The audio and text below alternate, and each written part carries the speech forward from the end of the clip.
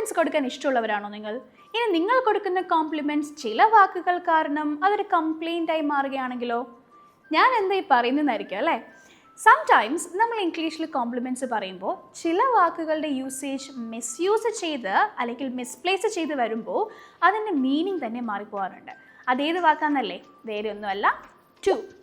ഈ ഒരു വേർഡ് നമ്മൾ കൃത്യമായിട്ടല്ല ഉപയോഗിക്കാറുള്ളത് പല സ്ഥലങ്ങളിലും. അപ്പോൾ ഇതെങ്ങനെയൊക്കെയാണ് കറക്റ്റായിട്ട് ഉപയോഗിക്കേണ്ടത്, എന്താണ് ഇതിൻ്റെ ഒരു ഡിഫറൻസ്, അതായത് ടുവിൻ്റെയും വേരിയുടെയും ഒരു ഡിഫറൻസ് എന്താണ് എന്നുള്ള കാര്യമാണ് നമ്മൾ ഈ വീഡിയോയിൽ നോക്കാൻ പോകുന്നത്. So let's get started.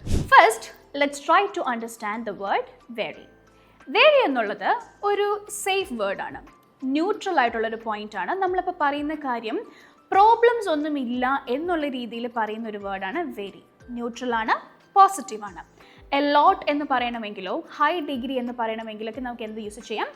Very use ചെയ്യാം. കുറച്ച് എക്സാമ്പിൾസ് നോക്കാം. This coffee is very hot.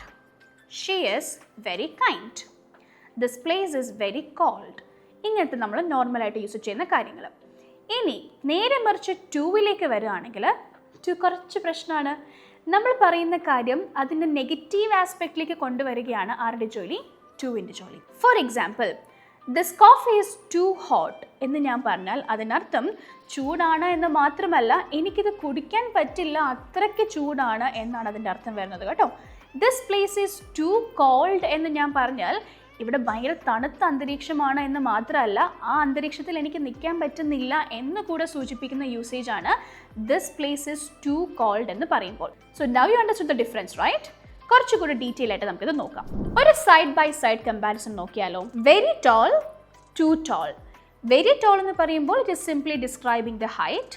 To tall എന്ന് പറയുമ്പോൾ it means so tall that it causes a problem. അവിടെ ഭയങ്കര ടോളാണ്, അത് ഭയങ്കര പ്രശ്നമായി മാറുന്നു എന്നുള്ളൊരു മീനിങ് ആണ് വരുന്നത് കേട്ടോ.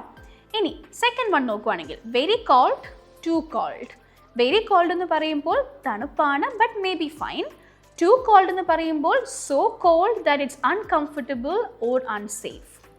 ഇനി വെരി എക്സ്പെൻസീവ് ഉണ്ട്, ടു എക്സ്പെൻസീവ് ഉണ്ട്. വെരി എക്സ്പെൻസീവ് എന്ന് പറയുമ്പോൾ just tells you the price is high, price ഇത്തിരി കൂടുതലാണ് എന്ന് മാത്രമേ നമുക്ക് ആ ഇൻഫർമേഷൻ ഉള്ളൂ. ടു എക്സ്പെൻസീവ് എന്ന് പറയുമ്പോൾ പ്രൈസ് ഹൈ ആണെന്ന് മാത്രമല്ല, അത് നമുക്ക് വാങ്ങിക്കാൻ സാധിക്കുന്ന ഒരു കാര്യമല്ല എന്ന് കൂടി സൂചിപ്പിക്കുന്ന ഒരു യൂസേജാണ് ടു എക്സ്പെൻസീവ്.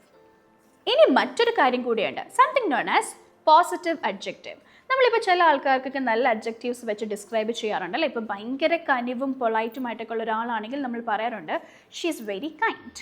അത് നല്ലൊരു സ്റ്റേറ്റ്മെൻ്റ് ആണ്, പോസിറ്റീവ് എലമെൻ്റ് ആണ്. ഇനി അതേ സ്റ്റേറ്റ്മെൻറ്റ് തന്നെ ഞാൻ ഷീ ഈസ് ടു കൈൻഡ് എന്ന് പറഞ്ഞാൽ അതിനർത്ഥം അവരുടെ കൈൻഡ്നെസ് കൊണ്ട് ചെറുതായിട്ടൊരു പ്രശ്നമുണ്ടെന്നാണ്. ഫോർ എക്സാമ്പിൾ, അവർ ഭയങ്കര കൈൻഡ് ആയതുകൊണ്ട് തന്നെ മറ്റുള്ളവർ അവരെ മുതലെടുക്കുന്നു, അങ്ങനത്തെ കാര്യങ്ങളൊക്കെ പറയാനാണെങ്കിൽ നിങ്ങൾക്ക് എന്ത് യൂസ് ചെയ്യാം? ഷീ ഈസ് ടു കൈൻഡ് എന്ന് യൂസ് ചെയ്യാം. ഇപ്പോൾ ഡിഫറൻസ് മനസ്സിലായില്ലേ? ഒരു കുഞ്ഞ് എക്സാമ്പിൾ കൂടെ നോക്കിയാലോ. ചിലർ പറയാറുണ്ട് ഫുഡിന് നല്ല ടേസ്റ്റ് ഉണ്ടെങ്കിൽ, ചിലർ പറയാറുണ്ട് the food is very tasty, the food is too tasty എന്ന് ഭയങ്കര ഡ്രമാറ്റിക് ആയിട്ടൊക്കെ നമ്മൾ പറയാറുണ്ട് അല്ലേ?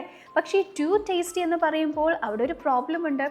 നിങ്ങൾക്കത് അത്ര നല്ലതായിട്ട് ഇഷ്ടപ്പെട്ടില്ല എന്നുള്ളൊരു യൂസേജാണ് അവിടെ വരുന്നത് കേട്ടോ. പകരം നിങ്ങൾക്ക് എന്ത് പറയാം? The food is very tasty. ഞാൻ നിങ്ങൾക്കൊരു ക്വിക്ക് പ്രാക്ടീസ് ചാലഞ്ച് തരട്ടെ.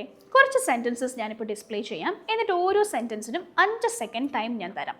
അതിനുള്ളിൽ ഇവിടെ വേരി ആയിരിക്കുമോ ടു ആയിരിക്കുമോ സൂട്ടബിൾ ആയിട്ട് വരാമെന്നൊന്ന് കണ്ടുപിടിച്ച് നോക്കിയാലോ. First one, the exam is dash difficult for beginners.